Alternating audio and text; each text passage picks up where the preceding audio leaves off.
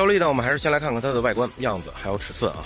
其实你一看这个车的外形，就感觉似曾相识，对吧？没错，它是来自于广汽本田的另一款紧凑级 SUV， 缤智是同平台的啊。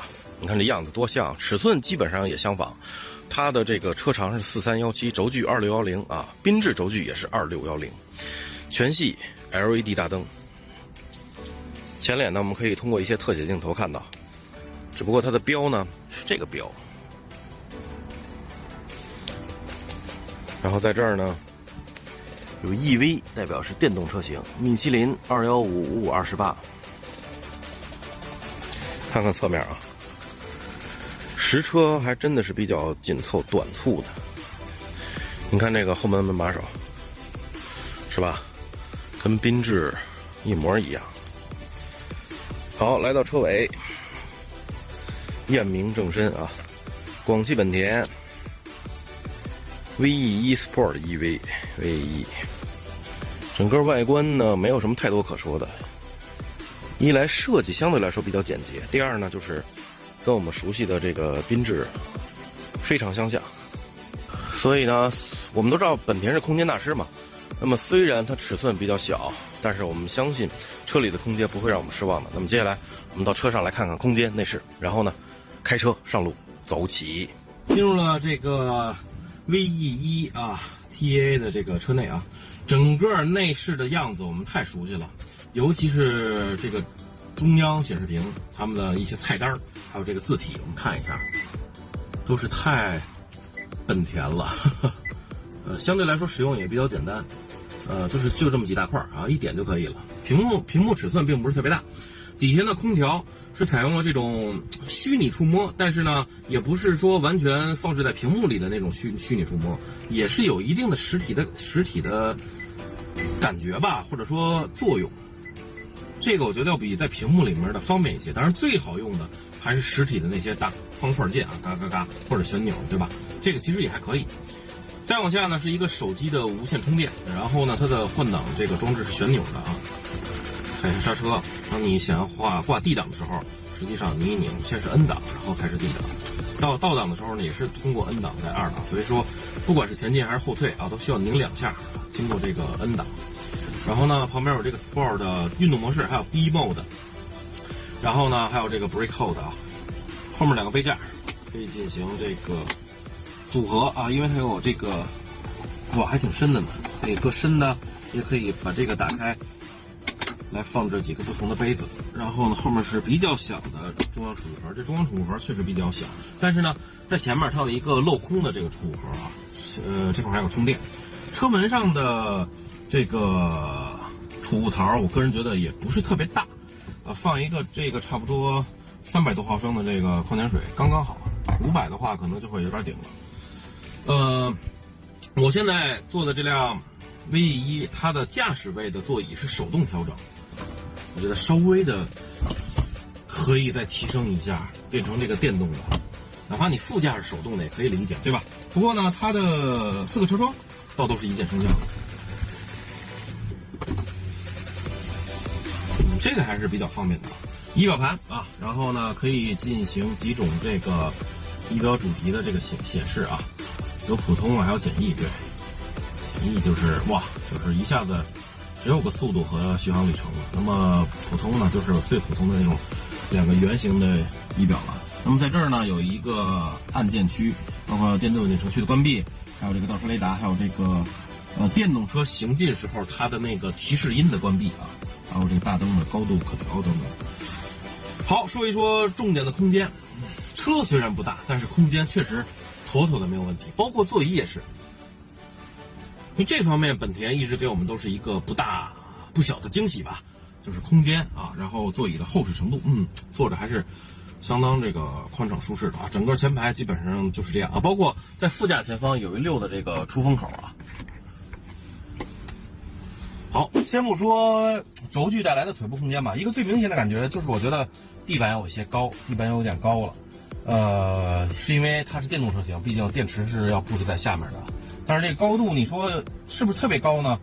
我觉得还 OK。你看我的腿的姿势，应该并不是特别翘。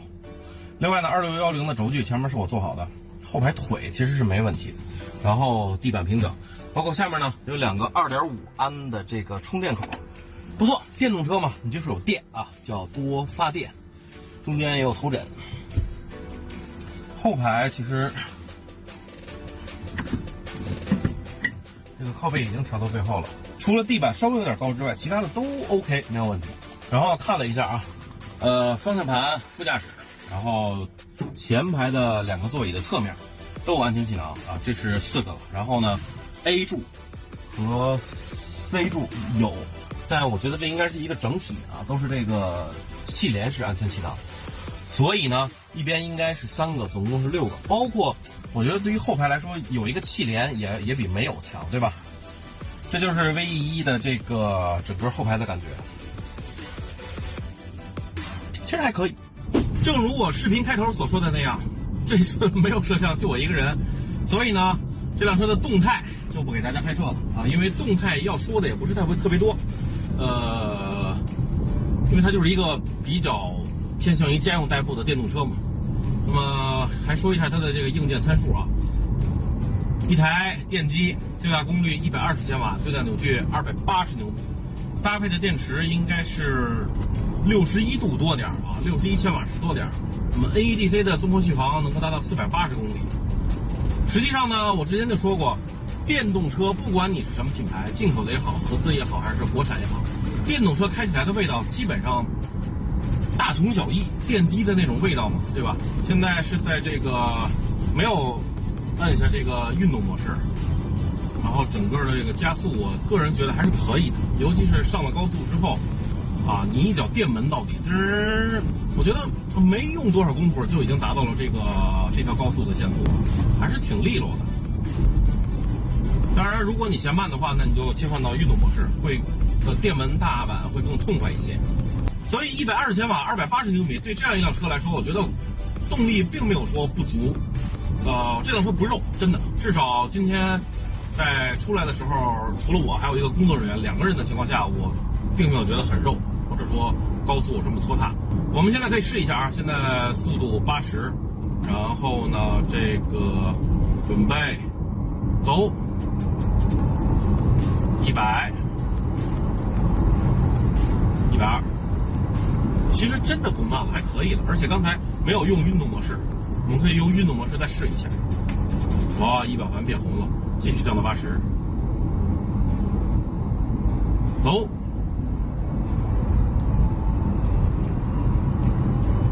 其实差不多120吧，不用运动模式，高速上开足够了。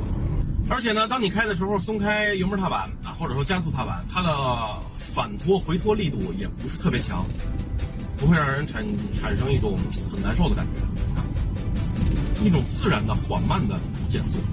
但是呢，有一点不太好的地方就是，它是一个只有单级减速的这么一个齿轮箱，并不是双级减速。因为确实现在电动车用2级变速的这个不多，它是单级变速，所以呢，城里开不错，但是高速上开对它的续航来说不是一个太好的消息。我看了一下，它整体续航掉的要比这个导航显示的，就比如说你前面还剩1公里，那么你开过这1公里，实际上它的续航要掉的比1公里多，差不多可能得3个左右。如果你开得更快的话，可能还比3个会更多，甚至掉4公里都有可能。所以这辆车我觉得更适合在城区里开。说了它的动力吧，再说一下它的底盘。虽然它是从缤智的这个平台或者车型而来，但是呢，我之前开过老款的缤智，那辆车的底盘给我的感觉，坦诚来说，印象一点不好。当然，我不知道这个后期改款换用了 1.5T 发动机的缤智怎么样啊？但是这辆车的底盘相当的韧性，颠簸的时候没有那种咚咚咚那种比较大的冲击的感觉，还有声音了，而是比较韧性的，就化解了。这方面表现还不错。所以它的底盘是我个人比较喜欢的一点。除了动力和底盘之外，这辆车其他方面轻松好开。我一直都说，一辆好的家用车，一辆好的家用 SUV 就是轻松好开，这辆车也做到了。视野宽敞，然后方向轻便，动力直接痛快，不拖泥带水，底盘韧性，不好的就是不太适合在高速开，因为它的里程掉的会比较多。总之，这是一辆平台成熟的、轻松好开的、具有一点点驾驶乐趣的这么一款紧凑型的电动 SUV。